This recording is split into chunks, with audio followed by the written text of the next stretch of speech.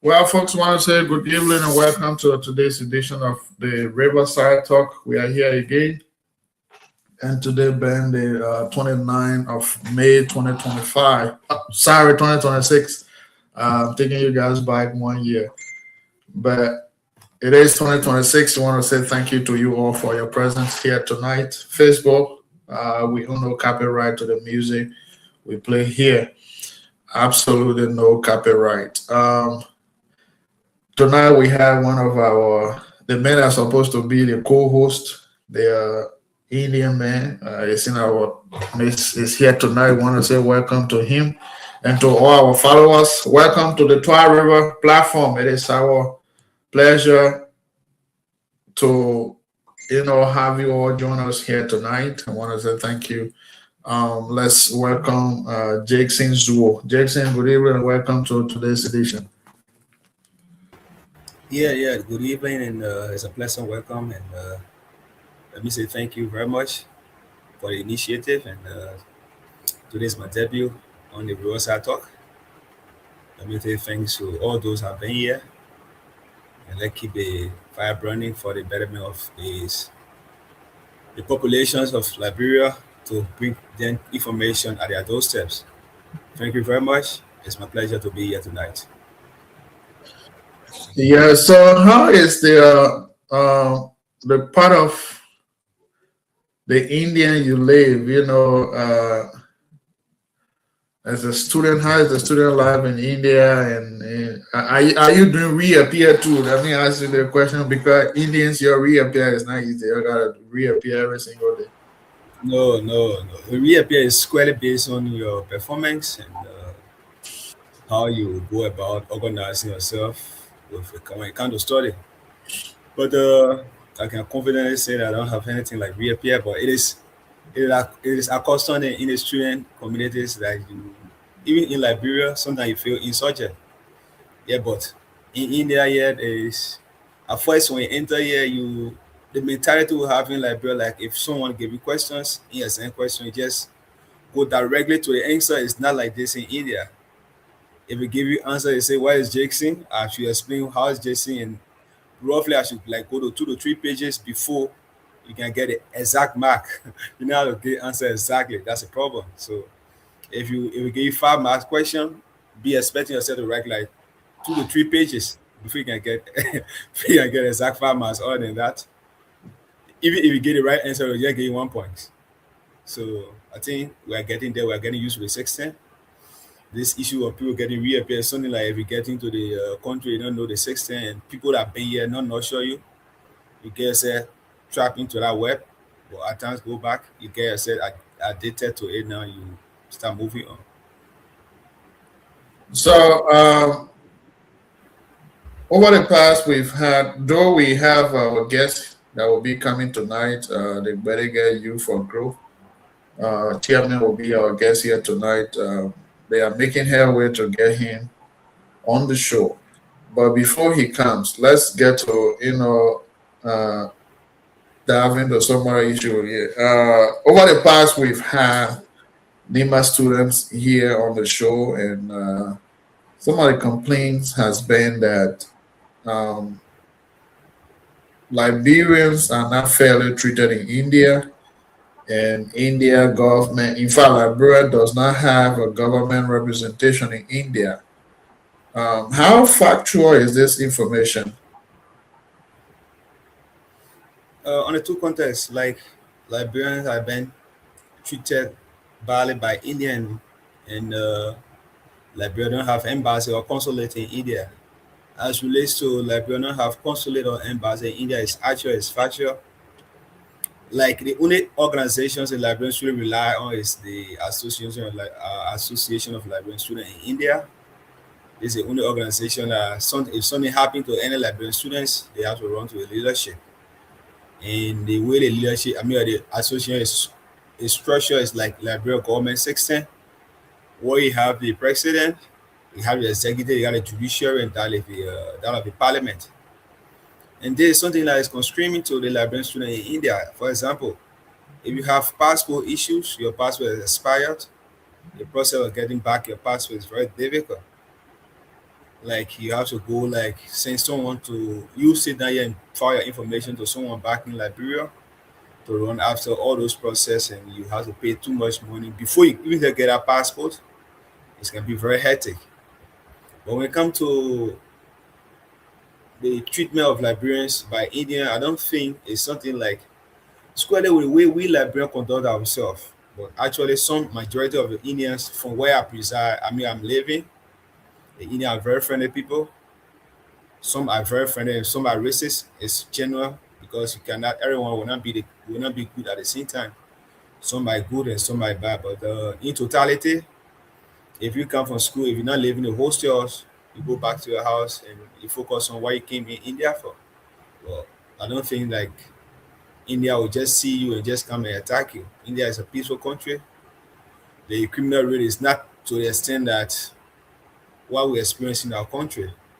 Like for my university, let's assume that is one of the biggest university in India, the first private university in India. If you like, for example, if your phone is mixing or you forget about your phone in the classroom, I don't care how long it take, just go and inform the security apparatus that there definitely you'll get your phone back. So the environment is safe, and I think everyone is very good. But some people are here, India, like my state in Punjab, smoking is like I don't say, me say it's legal. People smoke everywhere. Everywhere you go, you smoke. Every kind of drugs you think about, but drinking is prohibited. And you take somebody from Liberia that is addicted to smoking, you bring a person in India, and with the society the person found themselves, definitely will be contaminated and will be worse than when we were in Liberia. So you have some bad Liberians here living here, and that's how it goes. Yeah, it's part of society, and smoking. I don't know if they can allow people to smoke. Why can't they allow people to drinking? Because there's So drinking, smoke and if you drinking buy comes like hands. yeah, but you drink if you buying liquors like one shot, you buy it carry straight to a house. You don't drink in public, but you see people smoking all over. It's just like it's just like something normal. Even Everyone. that Indian is saying that's a free word. Even from where I say it, people smoke. Uh, Literally, majority of people smoke, but then one thing some of them fail to realize is that not everybody smoke, and it happened to me once when I was walking down the street, and then that was I don't even know Louisville somewhere, and then this guy walked up to me and said, "Hey, can I have some lighter?" I said, From where? Do I want to light my cigarette? I said, but do you think everybody smoke? Yeah, man, you want to tell me you don't smoke? I said, man, everybody smokes. Do you see my hands? You see my lip? Is there anything like smoke on me? That's people don't. Uh, the issue of smoking is just I think everywhere. So far, I think we like even women. Even I think only in Liberia that we Liberia discourages women from smoking. Though women smoke in Liberia, but here you see child, mom, father smoking and all fighting for cigarette and yeah and there, but quote unquote that's the free word. Anyway, that's true, but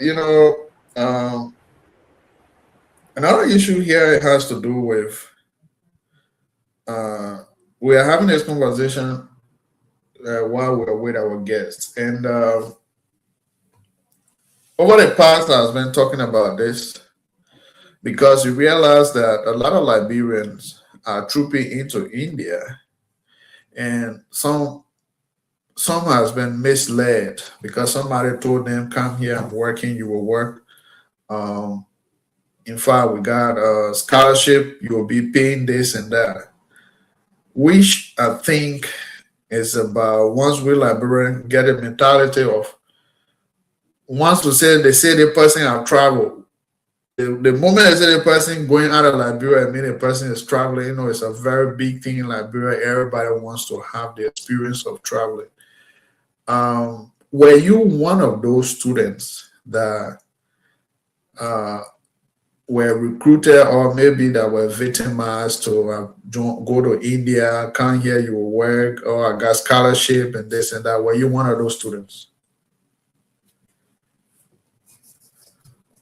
Of quite frankly, I would say no. I was not one of those. I got a scholarship from the office of the vice president. But actually, the issue of fooling Liberians or fooling someone coming to India is something that is glaring. The fact that is this, yeah, let's say the issue is all the Indian school have something like commission. Okay, the actual like my school is like my fee is 3,000 per semester. So for me, in my mentality, is like they will say okay 50%. All right, 3,000 will be paying 1,500 per semester. If I sit down here, they tell you say you bring one student from Liberia, we get you commission.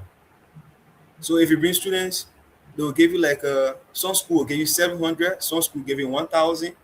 If you bring one student now, so that's a mentality like we Liberian are here will create avenue say there's a free scholarship, give 50% scholarship to you, you come to India. That's all lies. Definitely is 100% lies. Nothing about scholarship. In India, here, we beg people from all over the world to help us. Here you don't work, you don't do anything like business. You go to school from Monday, sometimes Monday straight to Sunday. If like India have in my university, India get holiday like on Wednesday they give you that one holiday, you have to call up to go to school on Saturday. If your holiday is on Friday, you go to school on Saturday or Sunday. So absolutely, there's nothing here called work, but people create the avenue like yes, indeed they have scholarship, and when you come, they will give you this one, they will give you this one. It's these are all lies. They are squarely doing that because of commission basis. I encourage you to come to like you come to my school. Definitely, the school give me like 700 because I brought you, I recruited you in the university. So that's another means of creating avenue to you like here going to school to get like something within your pocket or to have like your transportation or one or two things to pay for your rent. But absolutely, there's nothing here called scholarship. Absolutely nothing. Yeah, so I've been talking about this to parents over the past couple of weeks, and I think this awareness has to go across. I'm finding a time in June that this will be a very big awareness that parents will have the clear pictures and prospective students will have the very clear pictures of what it means I am going to India. Because the thing is, if like I always say, if you don't have the financial backing, do not send your child or your relative to India because uh, definitely you are setting yourself up and also maybe draining yourself financially because you don't have the capacity. And someone who is in Liberia not working, maybe you are a cocoa farmer or you are just a farmer, and your child tells you, "Oh, I got a scholarship." They say I should. My friend said I should come to India. I'll get 50% scholarship. Just take into consideration, if you are sending your child to India, we're talking about that person. The house rent alone. Let's just say on a flat rate is $100 times 100 by 12. That's 1,002 times maybe 3 or 4 years, depending on the semester the person will spend that. So if it is 3 years, that's 3,006. If it is 4 years, we're talking about 4,000 and change, 4,008. Okay, 4,800 USD. Put it aside, and then the tuition they're talking about, this person have to eat. So on a monthly basis, because the tuition you got to pay in advance. So I always say, if you don't have the financial capability, do not send them, because roughly they're expensive. We're talking about maybe for that length of 3 to 4 years, roughly we're talking about 20 to 20 some more thousand that you will spend in India, because the transportation is there. The person got to eat. The person needs, clothes. All those things, if you add it. So if you are just a farmer in Liberia and your child tells you, "I want to go to India," and you embrace the idea, you are not financially stable, and send that person, it means you are setting yourself up, for financial strain. You either maybe sell your property or sell your belongings, so just to make sure that your child is okay and continue the schooling. So it's good that students So are like for example, you going to school, there are some that the school fees, some universities are quite reasonable, but you have to pay for house rent, you have to pay for electricity bill, you need to go to. So most of those people are lying. If I tell you, majority of Liberian students living here, some of them are not going to school because their friend lies with them. For me, my perception is like Indian university, some of the universities, their target school fee last like is 1,000. Then they'll tell you like 2,000. They say they give 50%. But in their mentality is their university fee, their school fee is exact 1,000. So they just add extra 1,000. Then they tell you, say, we'll give 50% scholarship. If you do that calculation, someone is India, what we know, they'll give you 50% scholarship free. No, it's not fair. So our brothers and sisters here will create an avenue. They talk to people in Liberia. They'll give 50% scholarship. Just come. India is like this. To the extent some can even say last day you come. The first thing you do is you pay your semester fees, because once you enter, you pay a semester fee. This university will take portion of that semester fee and give it to you as your commission. Now you're going to school. So the first thing they encourage you is come. You pay your first semester fees. Moving forward, you'll be working. You'll be paying your fees. And the sad thing that is people not doing research. India is a very difficult country, very, very difficult country. The population India is the most populated country in the world. I'm talking about billions. How will you sit in Liberia? Somebody tell you, say, come in India, you go to school, you'll be working without doing common research. So our own people here, because they was lied, they were deceived by some of their friends, they created avenue for another people to come to fall in that same trap. So I think that's a good awareness that we need to carry back in Liberia. There's nothing in India called free, a scholarship. You are paying your own hard money, and some of those universities, like my university, the fees that you pay is not the only fees. You have to do some government exam, and you yourself will pay that fees. Yeah. You pay extra fees. Every semester you have some exam that is prescribed by the government of India. And you have to pay your own fees to sit for that exam. If you use a fee, you still have to pay that same money to do that exam, because that's the only way, if you graduate, you get a degree. Yeah, that's the thing. That's the other side of it. The education system we have back home, our college life or university life is different from what is in India, in the sense that we know college and university students plan their courses according to timing, how they want to go to school, but it is not so in India.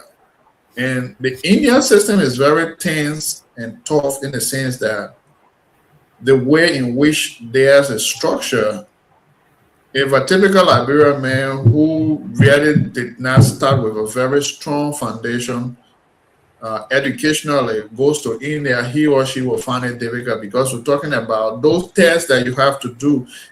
Uh, you're talking about writing composition, reading, all those stuff. It is something that you will read, analyze, and write. Read a passage, you analyze, you write, all those stuff. We don't usually do that, except maybe right now, like we start doing it in college and university. But I know when it comes to English or literature, you go in somewhere, your instructor come and read, give you story, and then English, maybe you're going to talk about subject, verb, agreement, adverb, all the crap you will be talking about it. But that is not what it is in other countries or maybe into those institutions. So the last time when those when the NEMA student appears here, that's one thing they mentioned that a couple of Liberians are there not going to school, and according to them, the whole goal of this program is to raise funds to help some of those students that are stranded. And though they mentioned that some actually are just there not serious about education, but some too are there seriously, but they are stranded because people lie to them. And what we're talking about here is very much important, folks. We're talking about you. If we realize that a couple times we see Liberians, calling upon government authorities, those that went to Myanmar and other places to be able to help them come home. This is a broad day, part two of it, because if I can sit comfortable and say, come here, you will get scholarship, not take into consideration, maybe doing your own background such research about those institutions, then the excitement just jump over you, you get into India. At the end of the day, you will be stranded. You can't go by easily. You can't. But then you will It's be difficult. right there. It's difficult So because the issue there is some of those things like you was talking about this educational system in India is different. Like you will be teaching me. So now if somebody will just come the math instructor, some of the mathematics will be teaching you. Before you just come to a secretary and say they do it in 10 class 10 class now. So the teacher just jump from there go to the next class. And if and the sad thing there is if you are the one who teaching me, right? Your sole responsibility to that teach me, but different person is the one who will give the exam. You have people yeah, that will do the teaching, you have people that will do the exam, you have people do the correcting of the test paper. And before you do your vetting, like you have issue with test paper, you have to fill in form, you have to pay for the form and to do recheck on your paper. So it's very tedious. You don't know who teaching you don't know who correcting your paper. You don't know who is doing the exam. So it's a different system. That whole system is it different. is. And one It's thing it's is very that tedious. And one they're thing is saying that that if you uh, at any part of the semester, that's gonna be very tough, a tough part of the semester because every course you do, you have to do project reports, you have to do presentation, and you have all those things that you have practical, all of those things will combine before you do your exam. It can be very tedious to the extent especially when somebody tells you I rather do my final exam. That's gonna be one of the tough part of the exam, education system in India. You do project reports, you do a practical, do theory. So yeah. it's a So you know, um, one thing about India is that the Indians, their education system, the Indians can leave from India and comes to the Western world and work directly. What most of them do is that they go strictly into the tech. So most of those giant tech companies you see Indians working with them. If a university or college graduation take place in America, you realize that when it comes to the tech department, computer, this and that, bioinformatics, you see a lot of Indians line up for that. That because those areas are the field that is making money aside from nursing. Once you do something related to the tech industry or something that has to do with medical and technology, you stand a better chance to be in most of those professors at my university, most of those professors, they are Indians. One thing that one thing that struck me first when I came to this country was that the Indian couples that were working together, the wife was nurse. She did her nursing in India and came straight to America and became working on her. She worked in this country, but that would not happen to any African nation. So you see, the Indian education system is very much structured in the way that when their students are graduating, they are capable of making it anywhere around the world. But now we are LIB where we go sit down. Pro, I end of the day, pro, I got something for you, man. Pro, anything that they but yeah, that is not what he didn't look like. You know, you said no, the teacher that is teaching you will not be the one who will give you the exam. The you said no, how there's a question paper exam. I mean, the question is draw. So that's the thing. They will do their part. They have examiner coming different to do the exam. Can you imagine if you're going to do exam? They'll do that scanner. They'll scan your entire body before you enter the exam hall. We can do that like bro. We're going to they follow everybody in the same environment. Everybody just sitting there doing that. So you see, when it comes to education, right? Aside from America, there are two groups that their education, is very much tedious. In fact, the entire Asia. When I came to this country, nearly, I was one Chinese guy taught me, English. That was on a 200 level. Literally every single day, you will have to read a book, summarize it, and then you come to class and submit that paper. I didn't knew that the reason most of those kids running away was this guy system is very tough and tedious. If you really want to make big grades, you have to really find other professors that are a little bit flexible and things. I didn't know that. So most of those children left. And it was just me. So far I was the only black among the other white kids. And at times when I realized that no wonder most of those children left from this man, because his teaching style was quite different in a way that you will have to read passage, come back to class, and then when you get to class after you submit that, then there's a group discussion that all of y'all will have to read and have the roundtable discussion just within that span of 45 minutes. Y'all got to do that. And at the end of the day, the class that started with large number, we end up with very small number. And at the end of the day, I think I ended up with 79.5. Thinking that I meant I added 0.5 to make it 80. He said, no, you didn't reach that mark. Your mark is C. So he put out C. And see, the C was still on my something till today. Franklin, let's welcome you. I know you've been following the conversation. What's your take on that?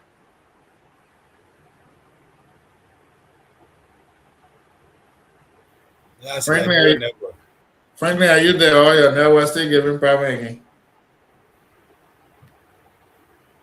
Well, folks, if you're following us, we want to say thanks for following. It is the RicerSide Talk. We are here with another edition. We are hoping to get our guest in, the chairman for the Medicare Youth for Growth is expected to be our guest. Hopefully, the network will permit him to join us. But before then, we are talking about the Indians, our Liberian brothers and sisters who are in India, how people have been misled to go to India. These are the discussion we are having. Thanks for following. If we have any concern, comments, send it via the Facebook page. We have Cyrus by Twah following from Company. Want to say thanks.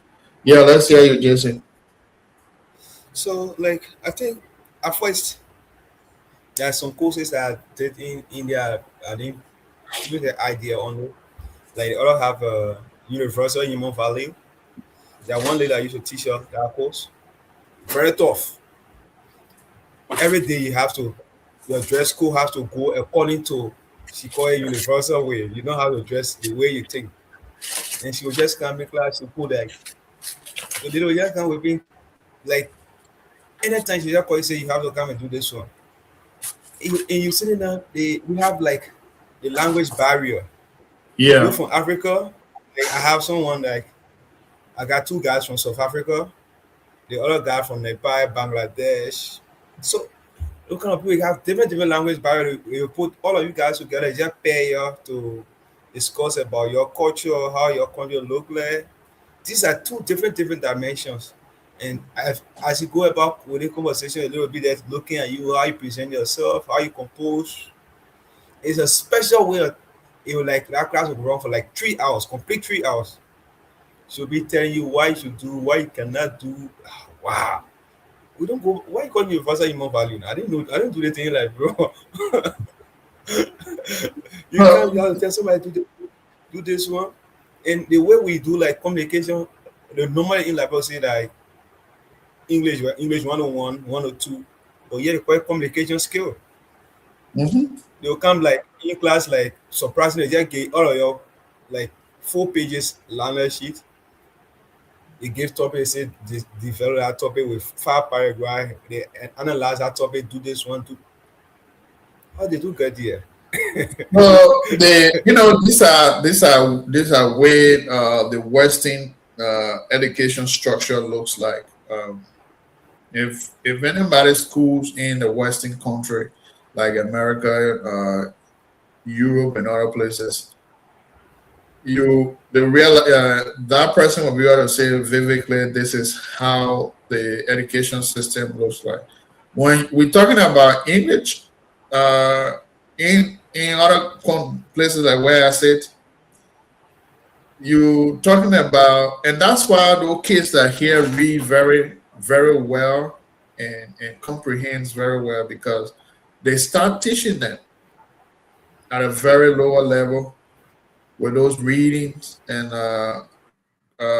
composition skills that whenever they excel in classes, as they goes up, they'll be able to. So the basic rule here is once by the time you are in elementary to be able to grab the concept, but once you pass that stage to say you pass elementary to middle school, high school, if you miss any step, it's very hard for you, and you will find it difficult in college. And they test those students gradually to know their strength, where the strength lies, and because most of the thing that is done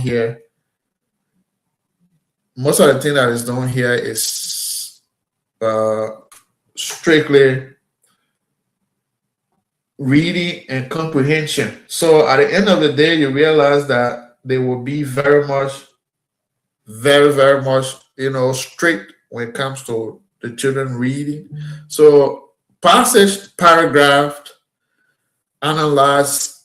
These are things that is being taught at university levels and things. And once you are in that category to even make sure that, let's say, maybe you are doing masters or other thing, what they do is that you will have to do group discussion. The professor will just like I had a professor last semester. He was an Indian guy.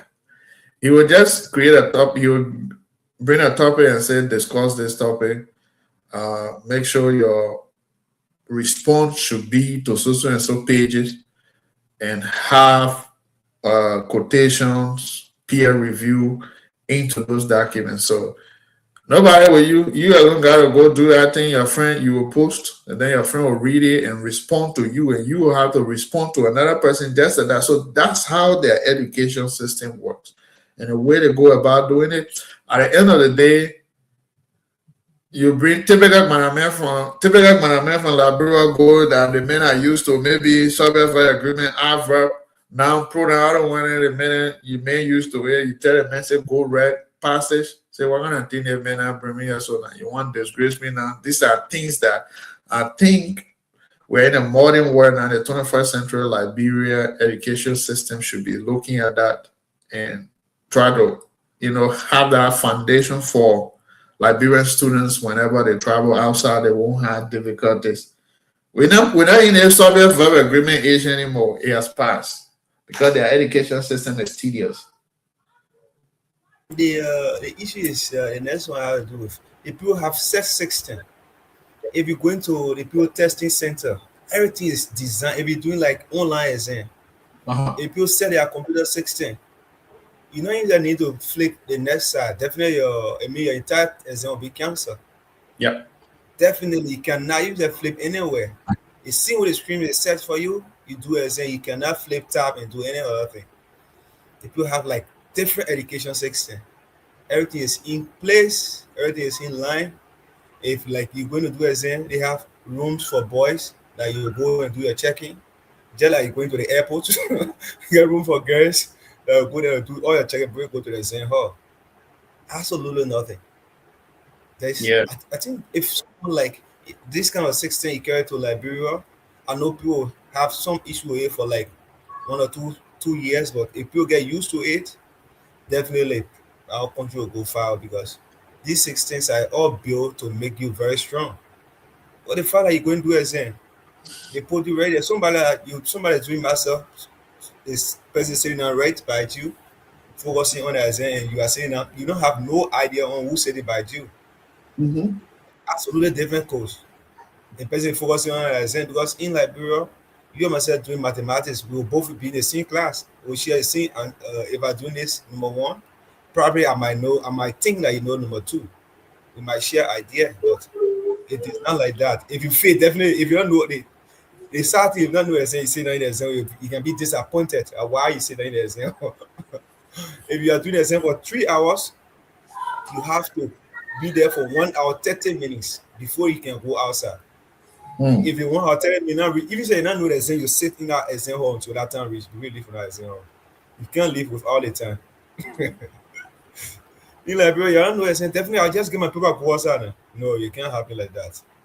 You have to sit in the exam hall, exhaust all the time before. Yeah, well, folks that are following want to say thanks for following. It's the Riverside Talk, and we are talking about education system. But one of the key things, excuse me, one of the key things we are stressing about here is the issue of going to India to go to school. Um, it has been a norm or a culture in Liberia where people are recruiting Liberians on the industrial skills, very much, skillful into doing that to convince people to go there. There is no free scholarship in India. Side of education we are providing here tonight. I've started this for the past 2 weeks. There is no free scholarship. So if you are in Liberia following us, listening to this show, whenever somebody tells you I have my school has free scholarship, they want you to join them so the person that is calling you will get a commission. And this has been like an entanglement. If I convince somebody to go and the person gets there and see the system, so the person too might want to convince another person to come and join, so he or she too will be able to get, because if I bring one person I get commission, if I bring two, that two commission right there. So we got to be careful when we hear I got scholarship. You get 50% scholarship in India. India has a population of about 1 billion people. So if there is no way, they don't even have the job. And it's good that when you get those information, you yourself do research. It won't cost you anything by you writing the school to know all what is included into the school fees and things before you make your determination. To even do most research about those things is very much important. So that's what we're talking about tonight. You have concern, questions, send it in. Jason, let's try to wrap up on this topic and move to another discussion.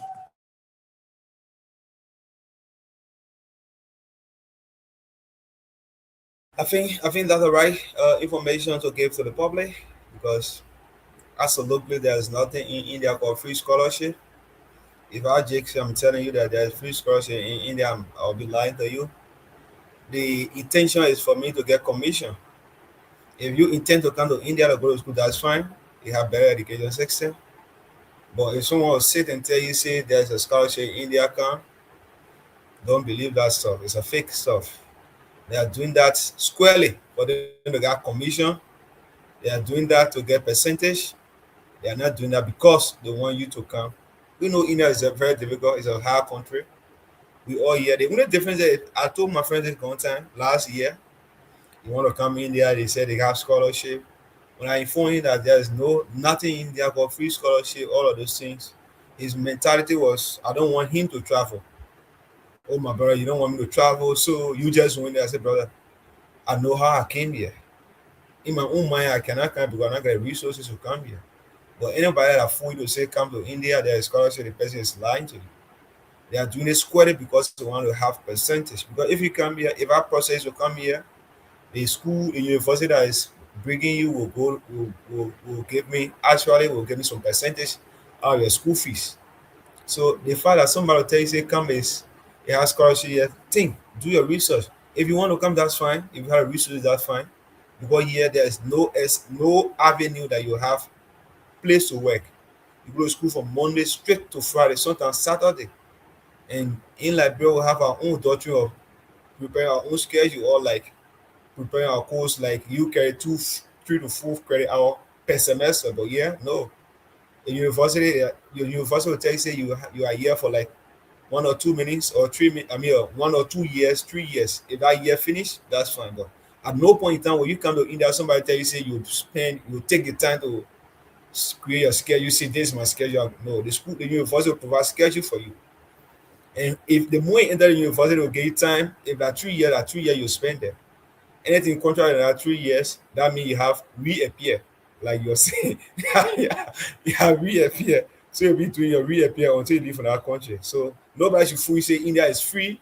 It has scholarship. Your account is far away from truth. If I person to come to India, I'm doing a square because I want to get commission.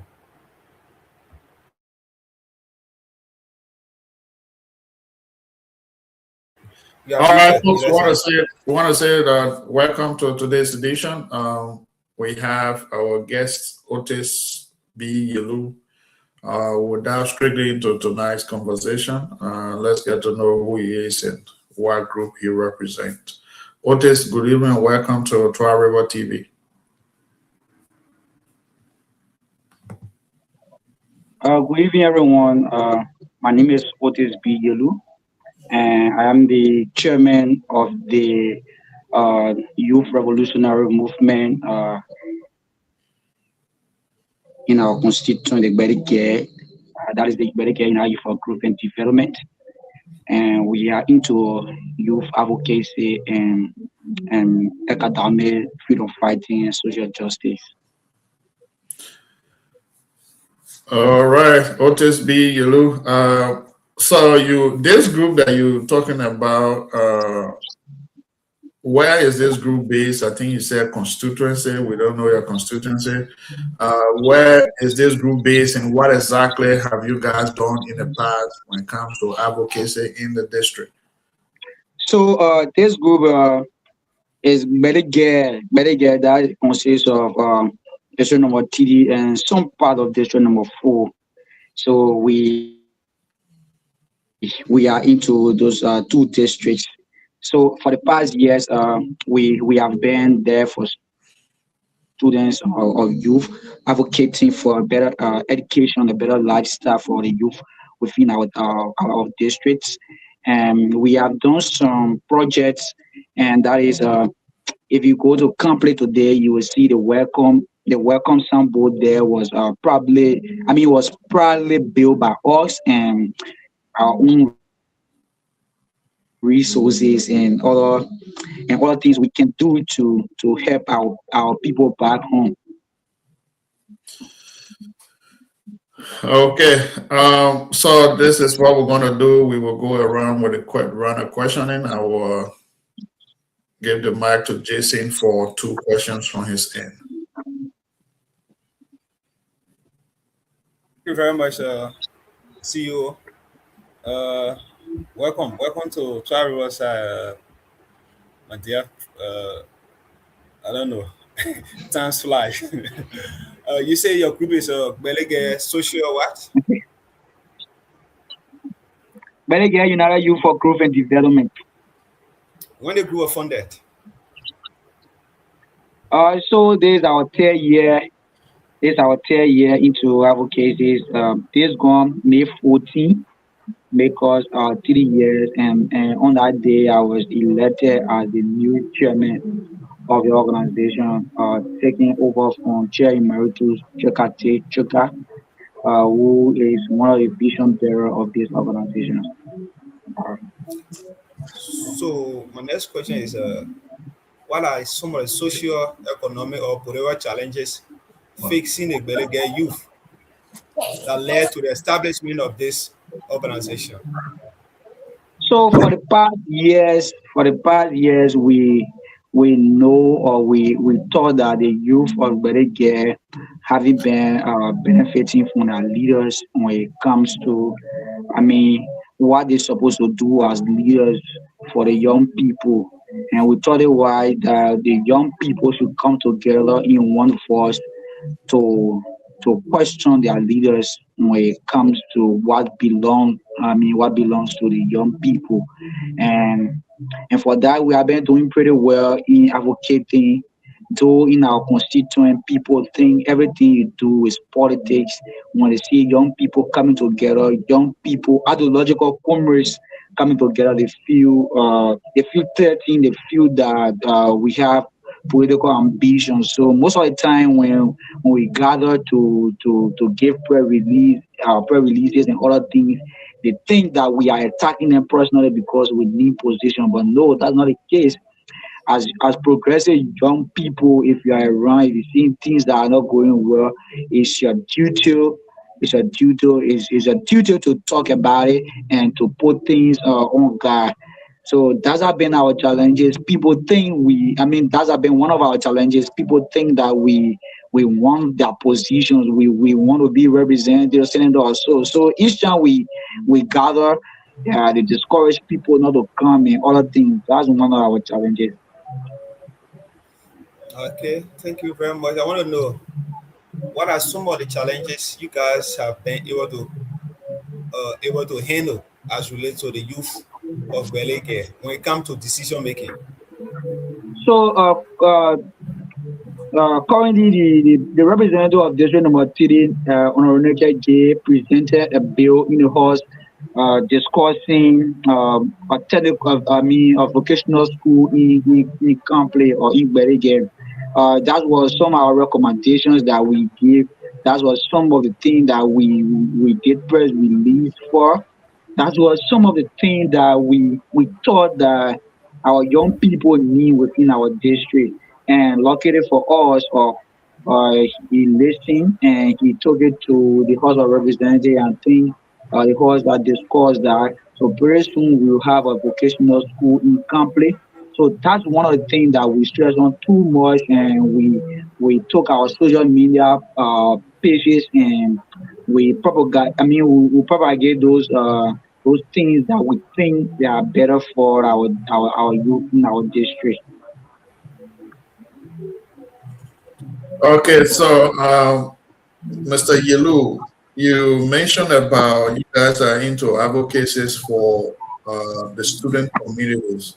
You Have you in any time visited a part of Twah River that falls within Belege with your advocacies, and what were those initiatives that were undertaken for those areas? So that's why we have the executive committee and the sub committees of this particular organization. So on our sub committee, we have members who are from Twah River that falls within the Bereke district. Some from Loyola, some from yes, some Twah River towns. Yeah, they have been around, and each of the time we will send representatives in the district to gather what the students are facing or what the problems the students are facing, and they are reach out to us, and we are also been reaching out to the lawmaker and other stakeholders within our both districts to see whether the needs of students will be met. Yeah. You mentioned of advocacy, and the part of Twah where you mentioned, which is the Yola belt, specifically Yola, Florida. Yola has an issue with the school project. Their school building got destroyed. The roof got destroyed by winds. I think that was some part of April or so. What were you guys' intervention to those places? Did you all even take a visit there to see what was actually uh, to see the actual picture of what happened to that school building? Yes, we did. We did. It might not be all of us going, but once our representative is there, it means the better get in our government development is there. We actually did. We visited and we engaged with stakeholders. For us, we are just young people. We don't have the finance to take the initiative to renovate a building. What we do, we engage with stakeholders who we think they can help. That's what we did. That's what we did. Okay. Jason, it's over to you. Right question. So, I want to ask, what are the structure of your organization? How is the organization structure? So the organization is structured in a way that everyone is participating once you are a member of the organization or once you are from the both districts or the towns that intention of four that falls under the delegate. So we have the executive committee and we have the subcommittee. So the executive committee consists of the chairman, the co-chair, the secretary general, the assistant secretary general, the financial secretary, the president, the vice president, and that are the chair on defense and intelligence. That are those positions for in the executive committee of the Berega United for Growth and Development. We'll have subcommittee in which we have students representing some schools, and we have people representing each, I mean, some towns within our constituent. Yeah.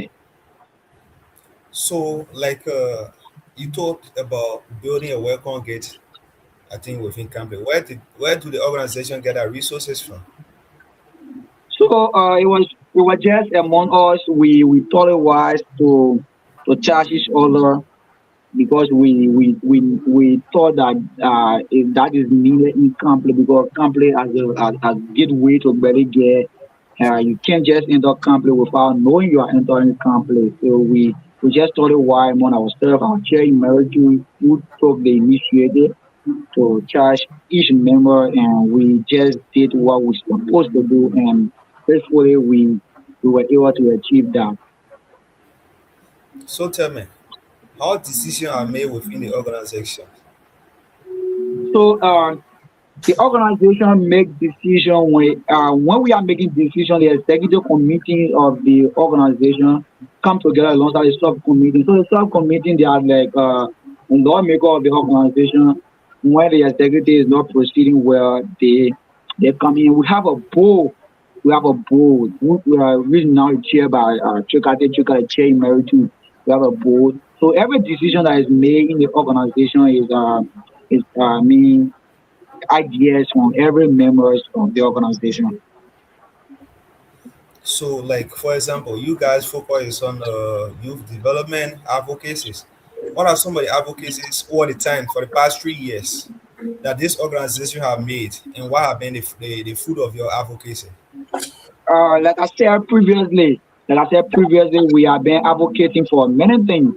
That is, and one that is been taken into consideration now in a very soonest possible time. We will have a vacation school in Campley wherein students will have a TVET knowledge or TVET certificate. That's some of the points we have pushed for the past years.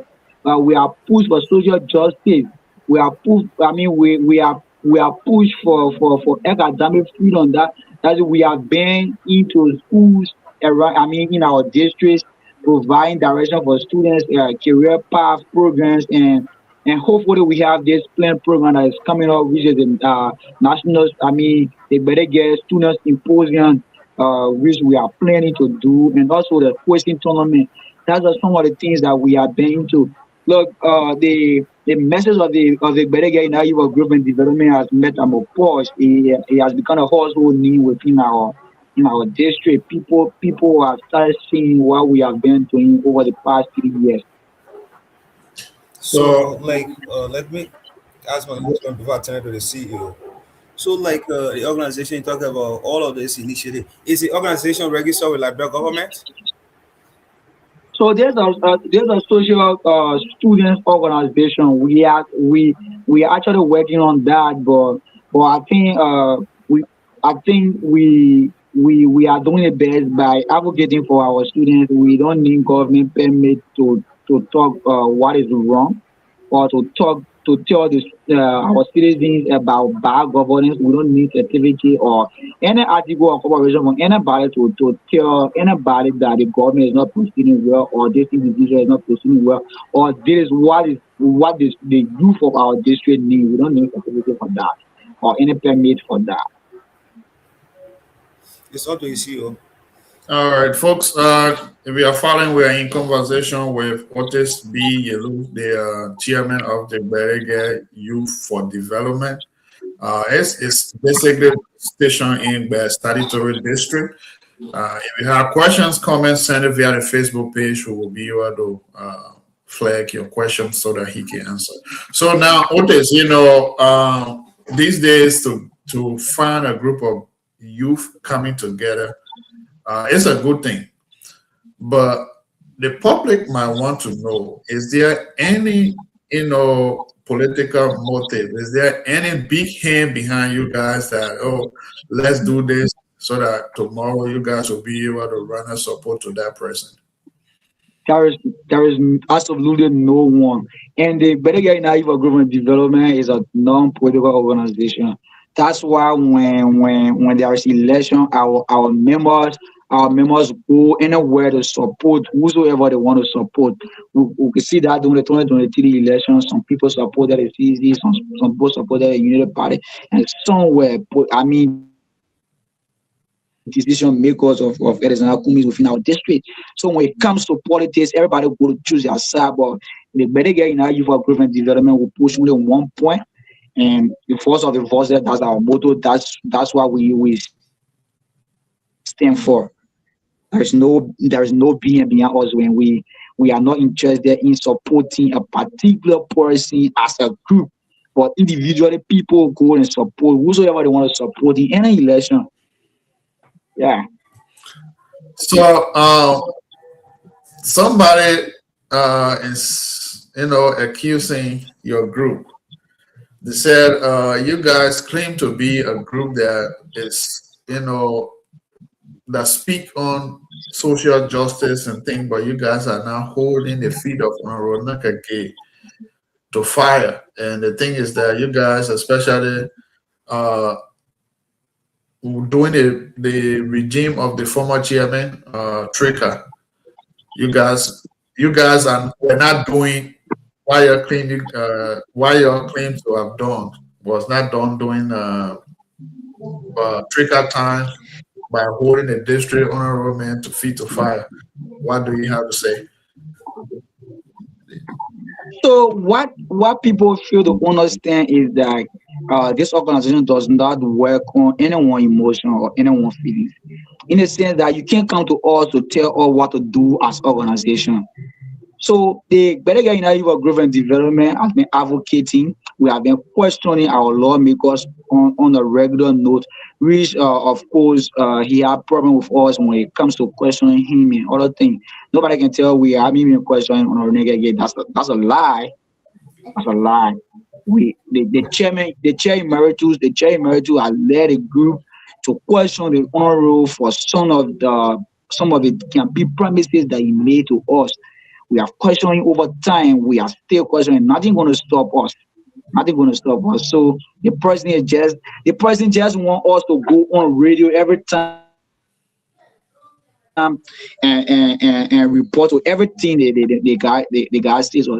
we don't work like that. We don't work on individuals, individual feelings or any emotion. The organization is a form organization. We work with every one of our members. Each decision that is made within this organization, it touches every member of the organization.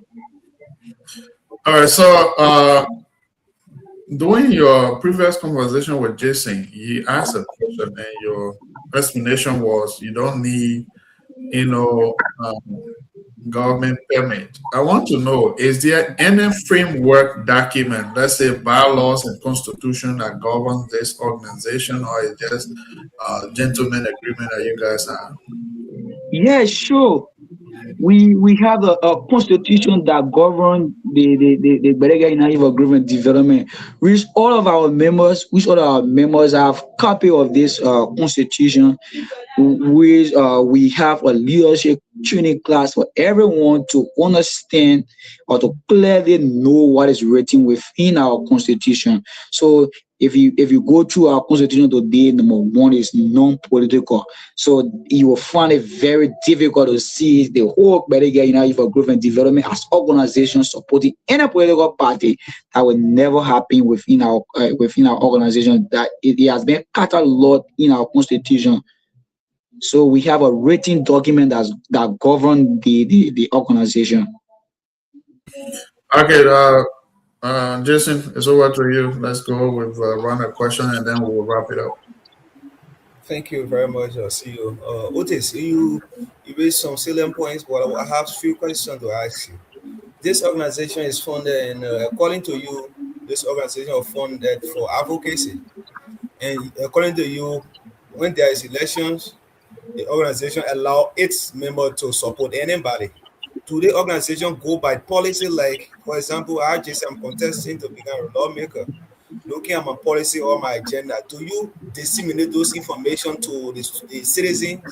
You're like, yes, indeed, this person have very good policies, or you take those policies into considerations and dwell on it. If, for example, like currently the current representative of District 3, with all the promises that he made during the campaign periods, is this organization holding the honorable man accountable for all the promises he made? And if so, how many promises has he completed as representative of District Number 3?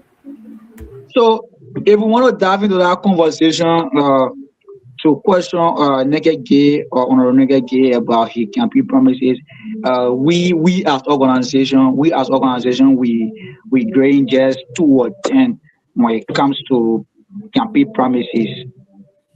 Yeah, we just grade 2 or 10. So what is organization doing?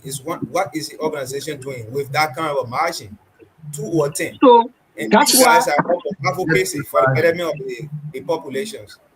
That's why we are questioning our lawmaker. Each time we are questioning our leaders. It's not only the lawmaker, of course. It's not only the lawmaker.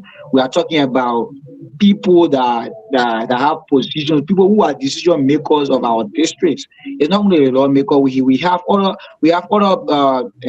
guys in our district who have given position that they have no knowledge of. They have no knowledge of. We have been advocating. We have been challenging. We have been questioning every move they have made. Yes, and you ask, and I say we don't support anyone as organization, but individually we allow people to support anybody they want to support when it comes to election. So that is, everybody has the right to support anyone when it comes to election. So the organization won't tell you don't support this person, do not support this person, or support this person. You have a way to support. But when it comes to the Berega United for Growth and Development, you remain committed to our guidelines and our constitution that govern every one of us. The next question has to do with the advocacies, with a section of the advocacies that have to bring a vocational school to Campley. What are some of the initiatives this organization has taken that they can post up that yes, we have done this and this is the result?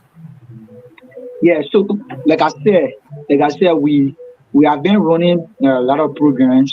You can see if you go in our district today, you see some students will be in the 12th grade without knowing their career path. They don't even know who they want to become. who they want to become. And we have taken the initiative once that we go and have a career program to teach people. We got That's why the organization we have people from diverse field of studies. For an example, I'm from the environmental science background, which I hold a bachelor of science degree in environmental science, and we have people from the economics and accounting background. We have people from diverse background. We have people from demographic, people who are demographers. We have a lot of commerce, female commerce. I mean, who have the knowledge from different career paths. We have brought them together, at least talk to the students of each of those careers from their students. I mean, they are create interest for certain career, and now they are not lost. At least they know where they are going after school. And I told you we have a program, a plan program that is coming out. That is the Berege Student Symposium, wherein we will bring people from students background, or people who are inclined to come and talk to the people. Currently, I serve as a focus person on sustainability and climate change at the Liberia National Student Union.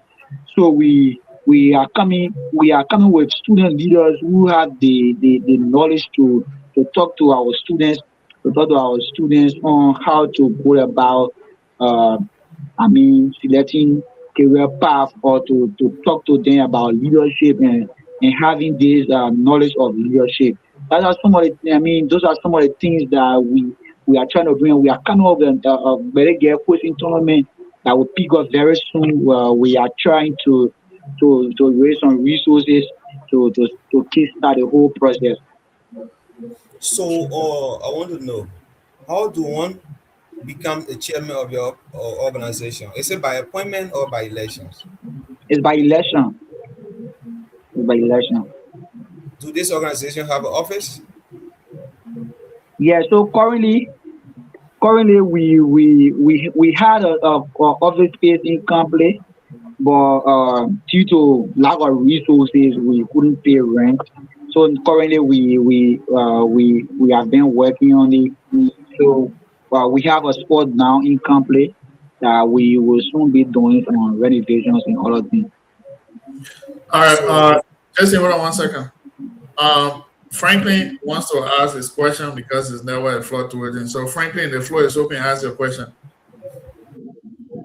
Okay. Otis, thank you. I think I try asking a question onto our platform, but then I want to clearly make my question here, and for you to also answer with clarity.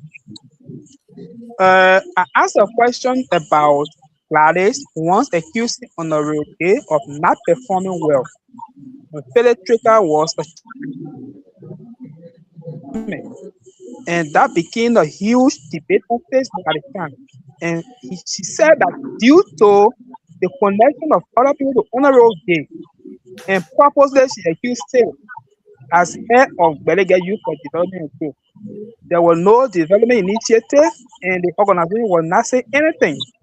And in your expose, you said that you grade the honorable 2 over 10. Can you expand on why you are grading the honorable 2 over 10? And what are the indicators that he's not performing?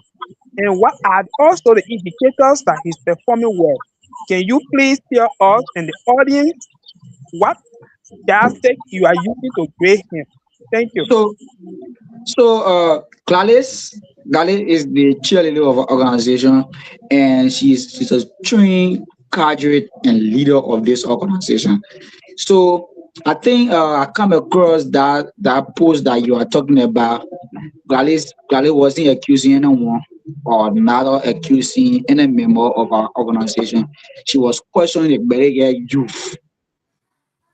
She questioned the Berege youth by saying why they are not joining the fight that we are initiating, why they are not joining us to question our lawmaker, why they see everything as politics. Yes, Kali was not questioning Trigger, not any member of our organization. She was questioning the youth of Berege who are not member of this organization and who are not willing to be member of this organization. She was questioning those young people. Why are you sitting down, and if your leader is not performing, why are you not telling them the truth? Why are you not joining the Better Get United for Growth and Development to point out every mistakes of our lawmaker? So to get that clarity, she wasn't accusing us or our chair emeritus for not joining the fight. Gladys is a leader of this organization. Gladys is in the executive committee of this organization. So everything she does is from the Better Get United for Growth and Development. She is never wrong and she will never be wrong. Fine. And I say we grade the honor roll 2 or 10 when it comes to performance. The performance I'm talking about is youth initiative. I'm a young guy, and my advocacy is about youth or young people. When it comes to youth development, the honor roll is not performing well. He's not creating a platform for us, the young people within our district. There are other lawmakers who are helping the young people of the district. If I still not be corrected, the honorable man is the chair on foreign affairs in the House of Representatives, and I still not be corrected that he has never provided one scholarship for any young people. I mean, young person within our district. If that happens, then I'm not aware. That's what I'm saying. I still not be corrected. Those are some of the things that we are talking about. We are not talking about the honorables going to be a bridge somewhere or so, but we are solely focused on the young people of our district. We are focused on what he has done for us or what he think he can do for the young people. So Gladys again, we're talking about a school within our district. I mean, a town within our district who don't. They don't have quality education. That's one of the things we talk about. Why would Gladys come and accuse us of that journey her to tell the lawmaker about this about a town not having a school? Is what we're discussing in the executive committee. Anything Gladys says, it means the organization has spoken. She's one of the top person within our organization. Thank you. All right, Franklin, you got follow up? I think it's not what it's working. Folks, if you're following up, go ahead.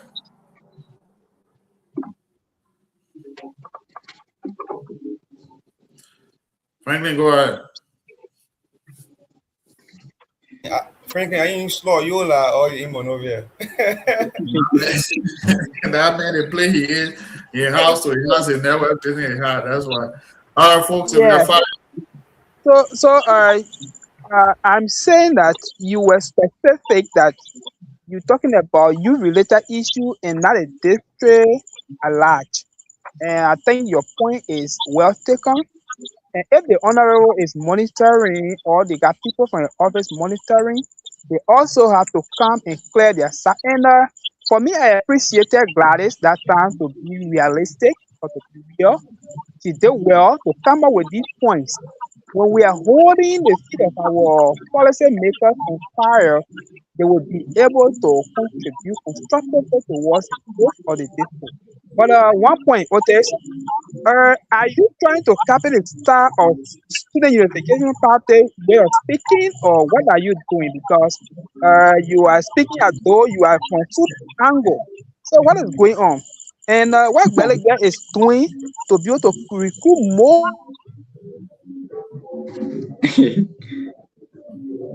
Yeah, so I think the end statement. Yeah, is now exported.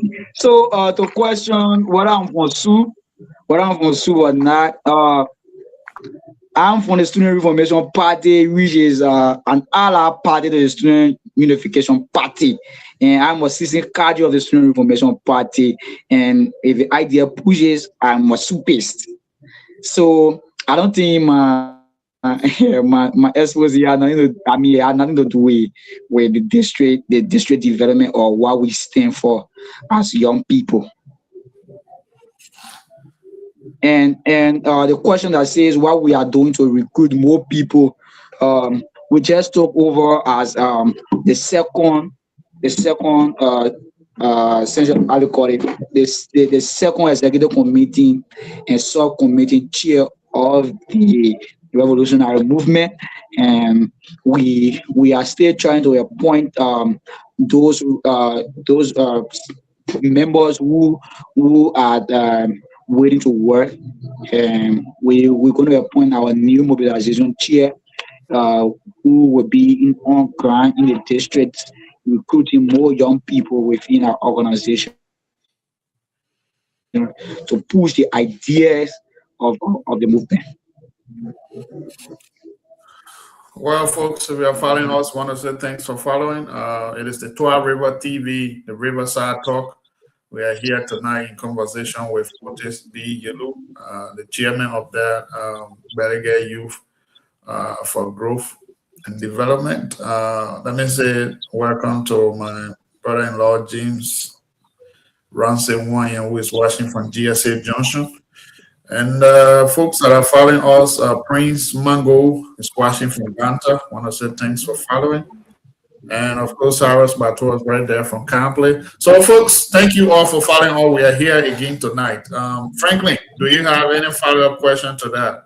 Because we want you to ask your question and then if we are never start. Okay, you can go ahead for now. All right. Okay. Question. Uh, Thank you so much.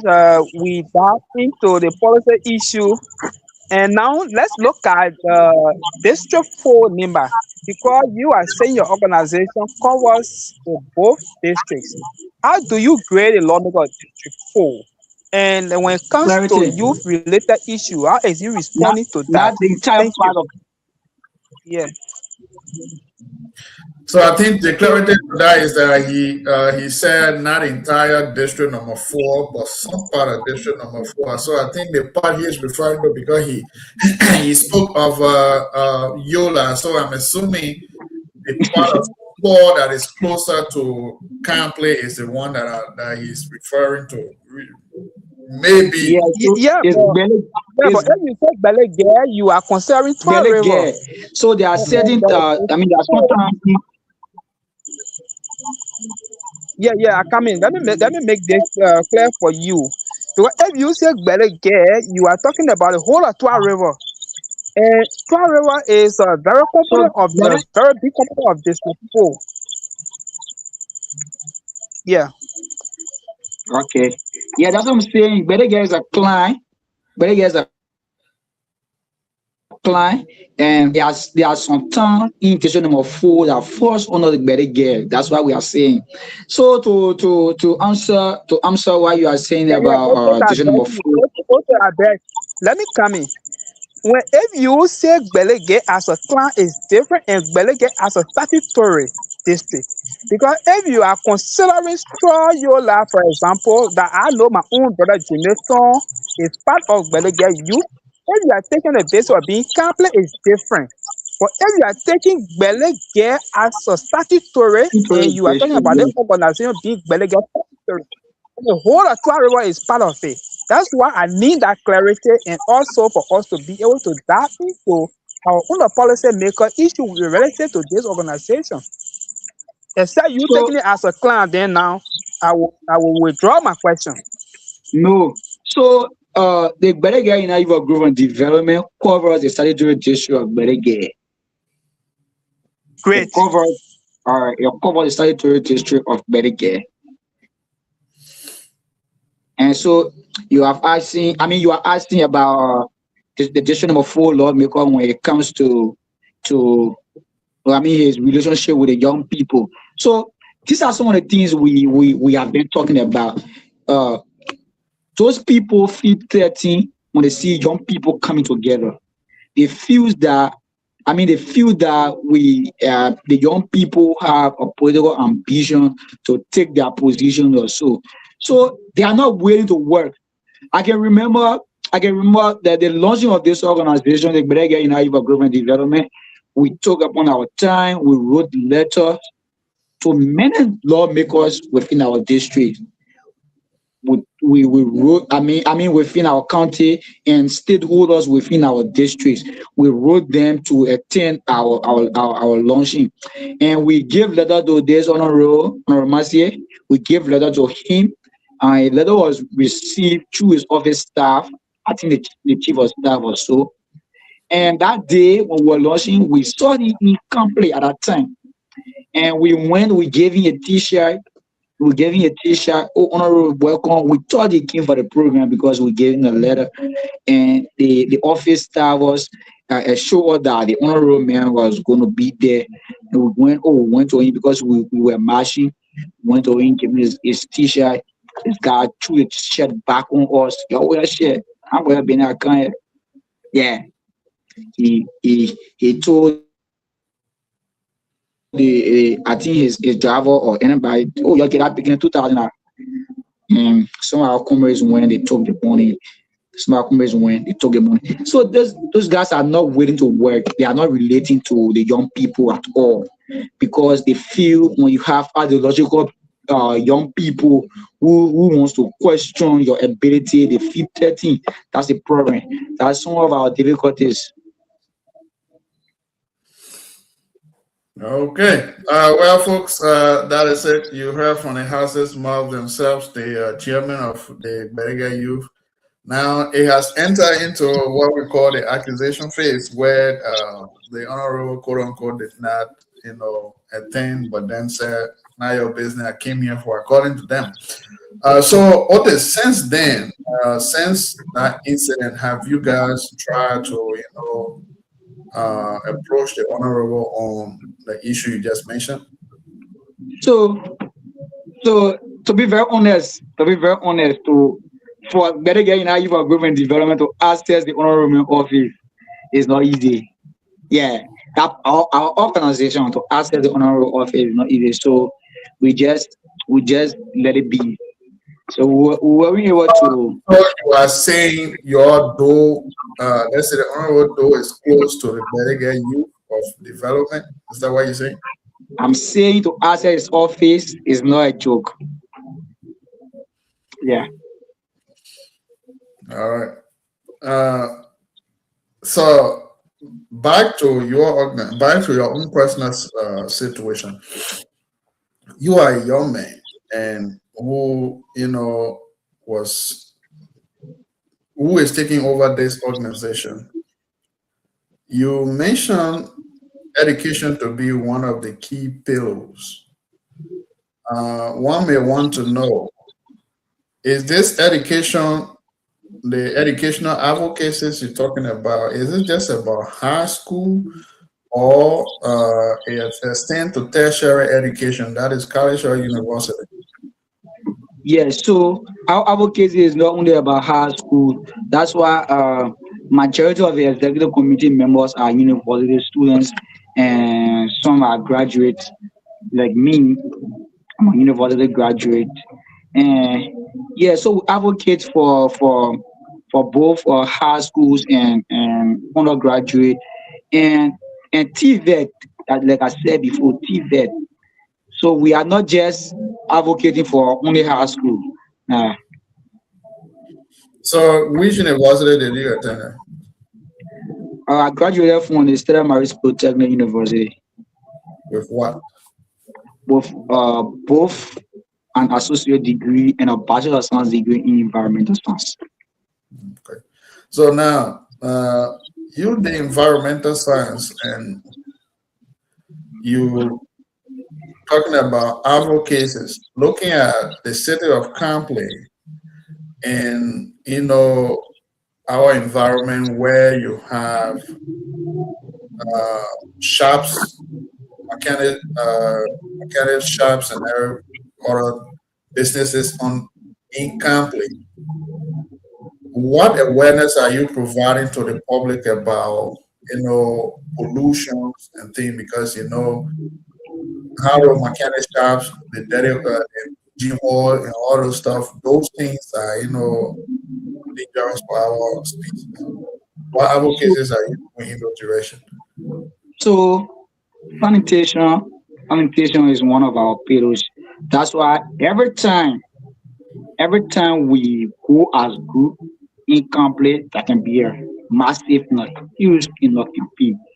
Each time we appear incomplete, so the records are there. The records are there. Each time we appear, there can be a massive, huge campaign on the principal streets of complete.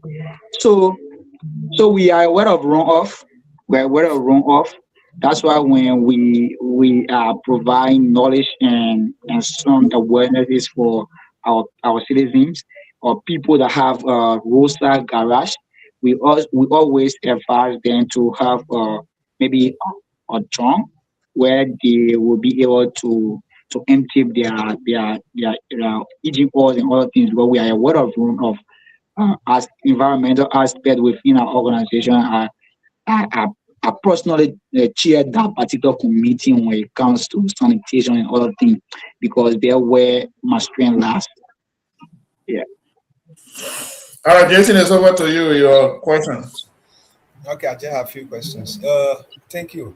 You talk about sanitations, and according to you, not too long, when you guys go camp play, your organization go camp play, you guys are evolving to cleaning up and giving some advices to the garage that are on the road. Tell me, what have been the sanitation condition of Campley as relates to how you have been structured under the current city mayor of Campley? So to be very honest, the current mayor of Complete is one of the honorable men within our district or our statutory district that is trying. Yeah, he's actually trying. So each time we go, we can see, an improvement within in our city. We see how our city is getting clean. So to enhance his work, we can go and do our part as young people of our district. Or he's actually trying. So, what are some of the advices as an organization that have been given to the city mayor? And if so, what are some of the improvement that he has done since you guys give him the advice? So before he took office, he was, he was aware of this organization, and he knows that this organization has people from diverse field of study. So he had a meeting with us. He called us on a round table for us to share our perspective on how he is going to govern the city, and that which we gave him uh, a piece of advice is that we told him what to do as city mayor, what not to do as city mayor. But again, the city mayor is doing his best. Uh, he's actually a listening leader. Each time we go, he listens to us. He listens to all of our advices, and when we leave, he actually do exactly what all we told him. That's why each time we go in our district, we cannot hesitate but to enhance to help him to budget for what all he has been doing for our city of company.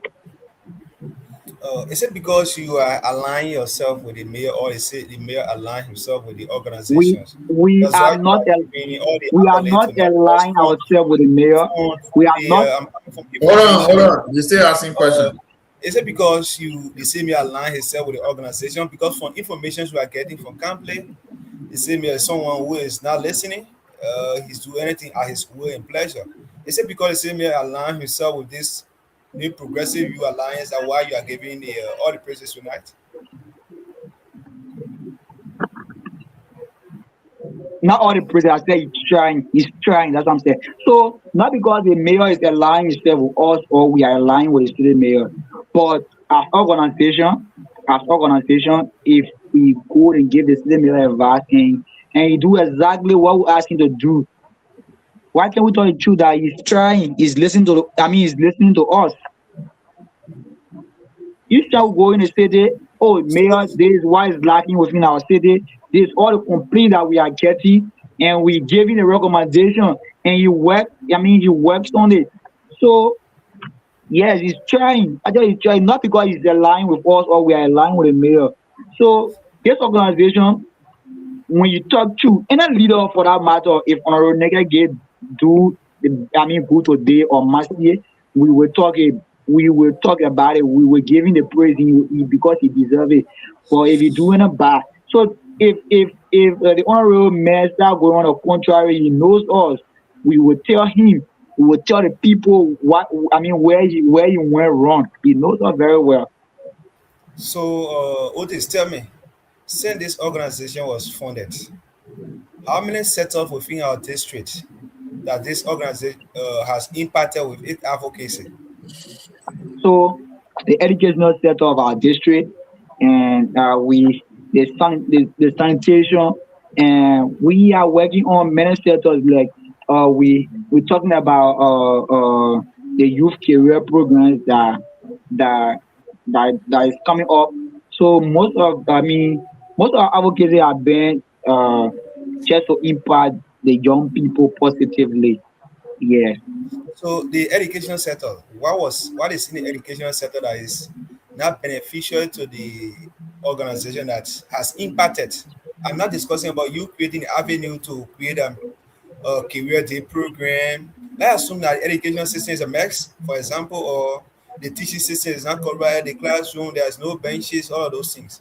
As per your organization and according to how your functions, you are there to advocate. Tell us what has the organization do in regards to that, as to whether like go to can high school they don't have good benches. Your organization has advocated there are too many benches that come there through the influence of the organization. Tell us in the education sectors, what have the organization advocacy brought to the student communities? So like I said, like I said, we have had a difficult time when it comes to our political, our policy make of our district. We had a very difficult time. So we will advocate. We will see these louses and we will come and talk about it over and over. And again, we don't have the resources to do it ourselves. If we have the resources, we don't need to advocate. We're gonna go. We just gonna do it by ourselves. But we So see how this can louses. then tell me now, if you guys don't have the resources or you guys don't have the charisma to say your advocacy can you result, why you guys are in advocacy? Your Our advocacy not advocate. leading results. Then why are you Listen, guys in advocacy? it's not that our advocacy is not hitting results. Like I told you, a TVET institution is going incomplete today. It's through our advocacy. How will you say our advocacy is not hitting? No, no. You said you guys have all the Mhm. time. So, You so we will advocate. We will tell the people what is lacking. And again, live with the policy makers to improve the system, to improve what is lacking within our district. What we can do is to talk about it because they know, and they don't want to do anything about it. So, and they think that no group or no youth or young people will come in group to discuss those issues. That's why we are taking the initiative to do it. That's why we are taking the so initiative let's to do assume it. that all your advocacies that is tend to benefit the student communities or the district, and the policy maker refuse to do any. What will this organization do when it comes to campaign or 2029? Will you guys So couple your hand between your legs and say the organization can go, any member can go any other side? we will massively campaign against any bad leader of within our district. So let be a caveat. Let be a caveat to leaders who are not paying attention because we had a young people. They believe in us. They trust us. So we have force. We can gather forces that give this particular person will say, "Oh, you can't be lawmaker of our district. Trust me, you can never be lawmaker because over the past year, the trust have been built within us. The young people believe that we can make a change. So in a direction that we are not going to tell you, oh, don't vote for the person. Vote for the person, but we will tell you exactly don't vote the particular person because he's not capable of leading our district. So how do you compromise that of what you said previously that during campaign time, member of those organizations decide who they should So support? okay, so the members of the organization that are conscious minded people. We are conscious minded people. We are cadres.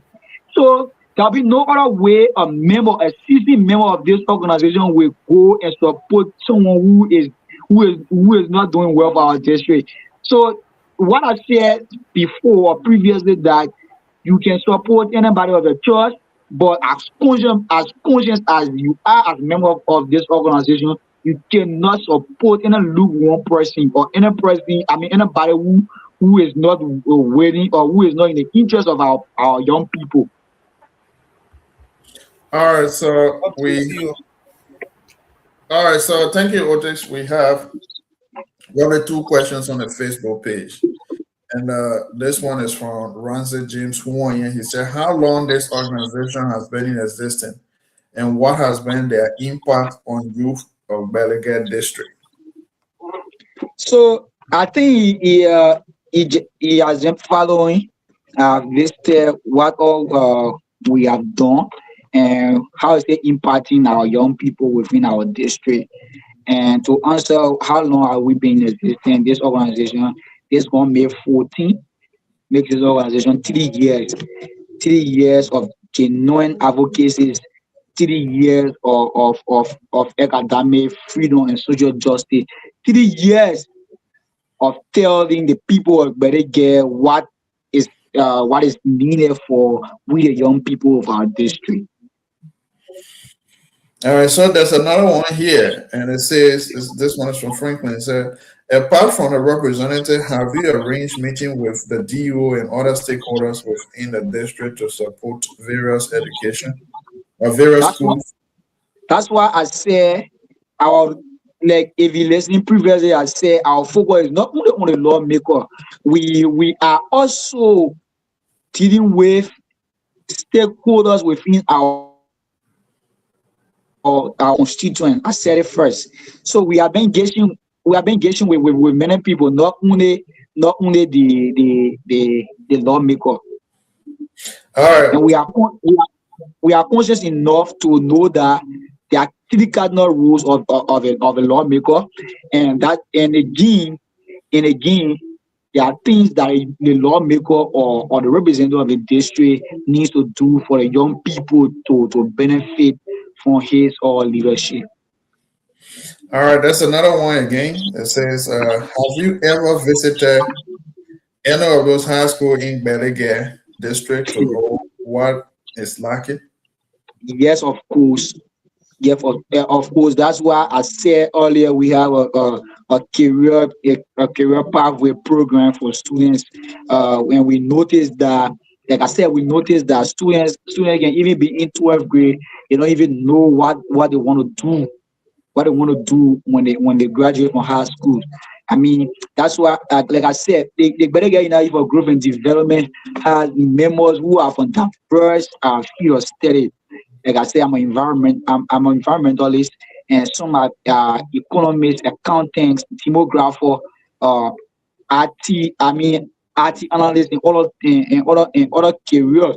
So we did this I mean we had a program where each of the comrades will come and explain detail of their career, and from there students can start having interest in any field of study. At least for that we help students and we impact them positively on how to choose their career and other things. Well, folks, if you're following this, the Twah River TV, the RicerSide Talk, we are here again. And if you're watching, if you have questions, just send your question in. It's been a pleasure here tonight, and we will now turn to our guest to get his parting comment, and then we will take a day from him. So, Otex, it's over to you. Maybe if you're speaking and question comes, I'll have to hold you there to answer the questions. But it's over to you. Let's hear your parting comment.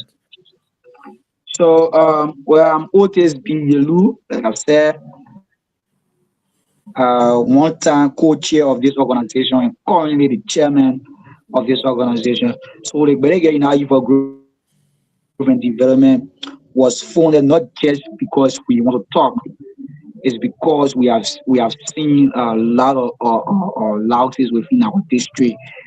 We have seen the youth are not benefiting from their leaders, and we see our educational system It's not in place wherein students go to school just because they want to go to school. They are not getting what they are going. I mean, what they went in school to do and other things.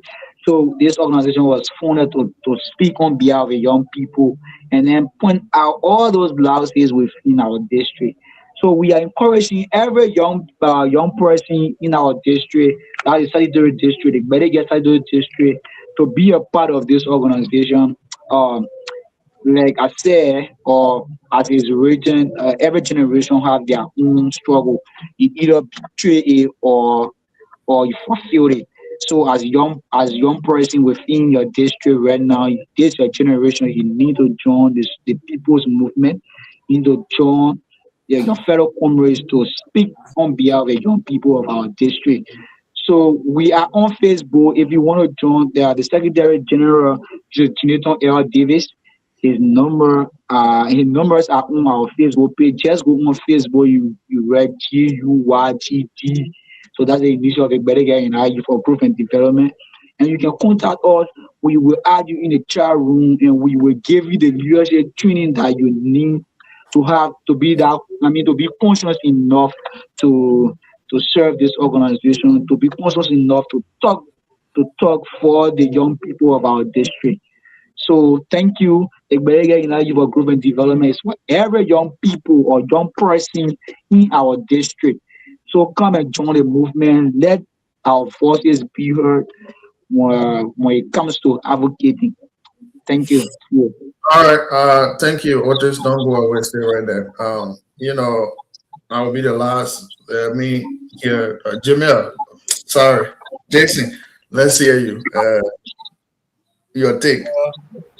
Thank you very much, and let me say thank you to Otis, and let me say thanks to the CEO for this show. Today's my debut, and I think moving forward, we'll be making our appearance here on a daily basis to be part of the discussion. And for Berega Youth, and the first thing I'll say is that's a good initiative, but I'll advise that this organization go a higher level by making register this organization and make it legal and make the organization full of politics, not to be bought by politicians in a dire minute because at this stage you guys are not needed. But moving forward, if we get to 2028, 2029, based on your advocacies, those policy makers that you guys are talking to today that they are not listening to you, that will be the time they will need you guys more. So you guys should be resilient and fight for the justice that you guys funded this organization for. So I'll say thank you for being bold to the issues, and let me say a kudos to the first chairperson, and thanks to all of you guys for forming this organization. Thank you very much. Franklin, you find this show fit. All right, what you gotta say?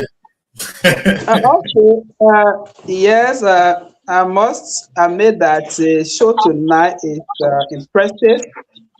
And if Otis could make another arrangement, maybe to appear with maybe a secretary or another person, because that what people consider me to be somebody who does the political issues, even those who will get there, not now.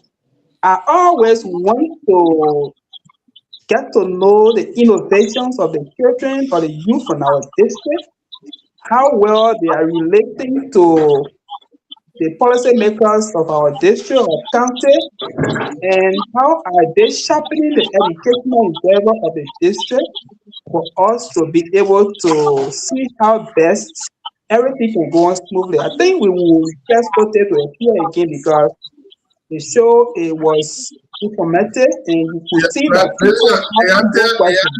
What is to appear? What they mean when coming out of appeal? The international are free. When they coming out of appeal.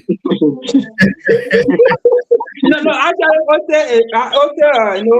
Otis drew the attention of many followers tonight, and people asking questions and get the conversation interactive. So I think we can call him over with a secretary or another person to come and sit with her. Thank you. Yeah, we will actually be waiting to come back. Yeah, I'm sorry. Let me also extend the thanks to Jackson. Jackson, you have a skill of journalism. We would like you to most of the time appear with us seriously. because I admire most of your questions. Even some of the questions that I wanted to ask, And the man I you call the cleared it out. Yeah. same. So Jesse, don't stay away, please. Yeah, you added ingredient to the show tonight. Thank you. Yeah. Well, folks, it is Twah River TV, the Twah River platform, RicerSide Talk, the original Twah River platform. And I want to say thank you to you all for following here tonight. Our followers, my brother-in-law, they may just go by the chair with a lot of questions. Ransom Wayne. I want to say thank you to you all, and other listeners want to say thanks. Obviously, yeah, it's my take. Advocacy is good, and I applaud you and your team for the advocacy. But for me, I would like for justice to be done to the entire statutory district. The focus should not just be in Campley. We have other. If we talk about the statutory district, you're talking about going as far as Bio Berkeley.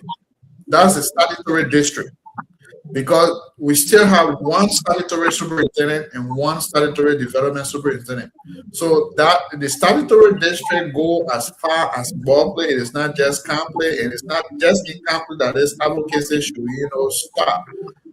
If you guys will do justice, do it. Let it get across the board. Once it is the statutory district, it means it cover the entire slaw, so and Bio.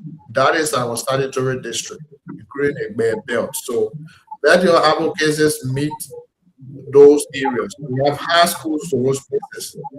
Garpley have two high schools along with other schools, likewise other junior high institutions going towards beauty and things. So let your advocacy extend to that. And in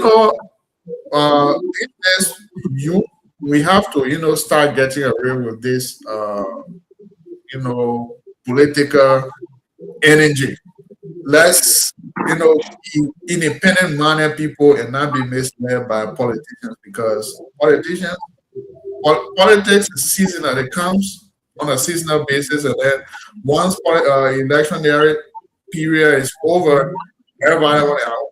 So your team, the organization, like you said, is non-political. It is non-political. Let it be professional, and the political, bazooka, the energy that comes with politics, go and then handle things professionally. That will make the ingredients of this organization more fruitful. This is Twah River TV, the only TV we have in Twah River. So all of you guys share our platform with your followers, and let people follow us. We are here. If you all want to appear, your let us know. We'll make that arrangement. We want for the people of the study district to know that there's a TV station now called the Twah River TV. We are operating on that. Hopefully, we are everything. We'll, make a commendation for people in the district. So I want to say thank you for your time here tonight. We'll take leave of you. If you have anything to say in just a minute, that's fine. If not, we'll take leave of you. So thank you very much, CEO. Thank you to P. Jason. It actually been a while, and P. Frankie. Yeah, I appreciate every one of you, and we're looking forward to coming here again to give the message out to our people, to tell the districts about this particular young people organization. So thank you again, CEO. We're looking forward to coming here again. Thank you. All right. Thank you. We'll take leave of you. All right, folks. It has been a pleasure here tonight. The RicerSide Talk, Twah River TV, and we are, glad to have our co-host here tonight. They men and say the Indian time can't get in tonight. The guy, hopefully, I know that God spoke to them. They appear. So I want to say thank you to you all for following us. Please share our page and make sure you follow us every day. Hopefully, we'll be live every single day going forward. Gentlemen, that was it tonight. Let's have your thoughts and let's have what you guys make of tonight's show. Let's start first with Franklin, and then we'll end with Jason. Okay, as I said, when you have guests in studio and you know that people are following and the conversation is getting interactive, you can know. All right. The key takeaway from tonight will also be great because we discuss issues, we don't discuss personalities. And I like the people that were following us and the kind of people I saw following. It was great that we could have people of such following us. And they too, if they share us to their network, it would be great for us. And also appreciate Brother Jason G. Zuo for his expertise in the field that is also making us to move on. Let's consider this as our own, as we always say it. This is not platform for another person. We are just so now we are just coming. We are not journalists that continue talking. We are talking as it is. But those of you have the skills when you come and work with this organization, and we see the fruit of this in time to come, it will be a great thing for all of us that will benefit.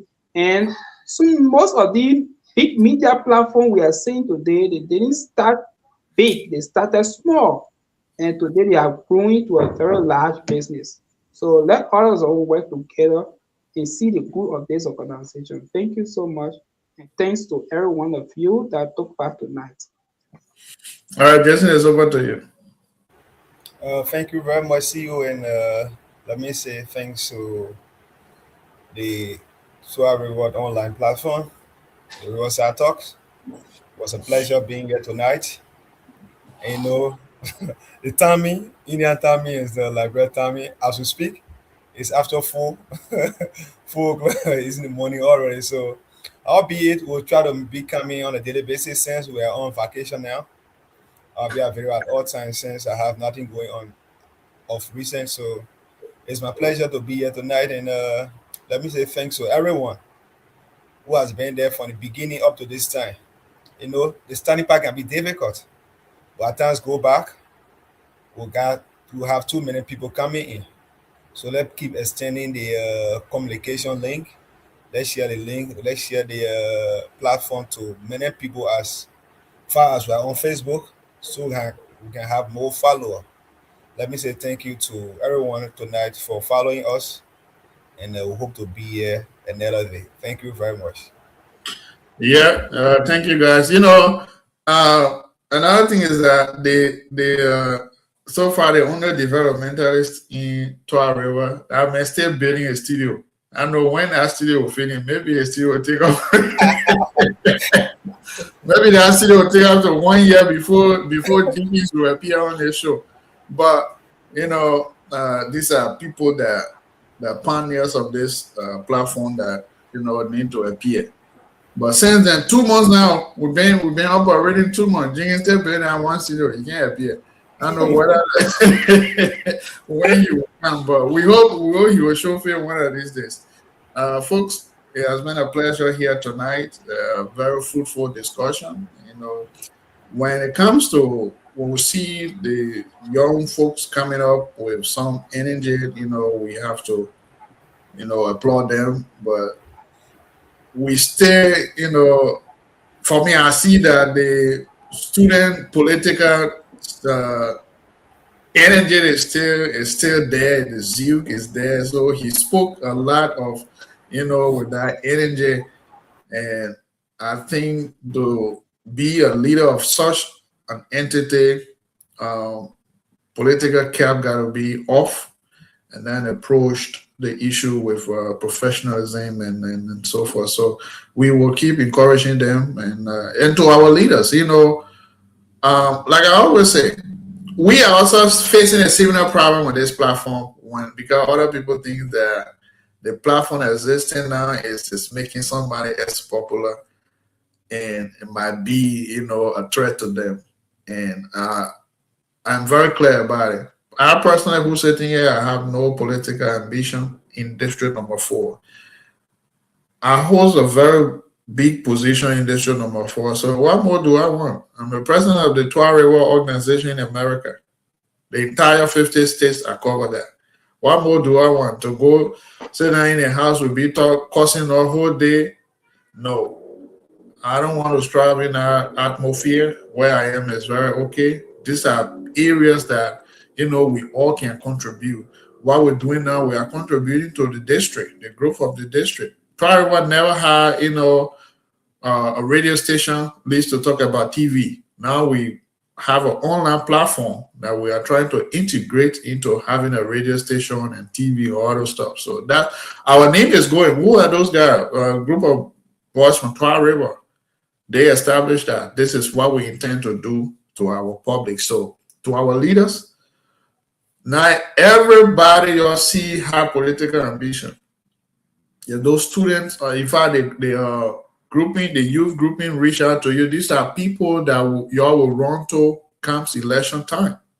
If they reach out to you people, the least you can do, gentlemen, I'm not changed, this is what I would do. Or gentlemen, I will appear, but it shouldn't be like you driving people away and so forth. So that would not offer well to people. And I think we should be able to, maintain, we ourselves as leaders should be able to maintain professionalism and go about living our lives.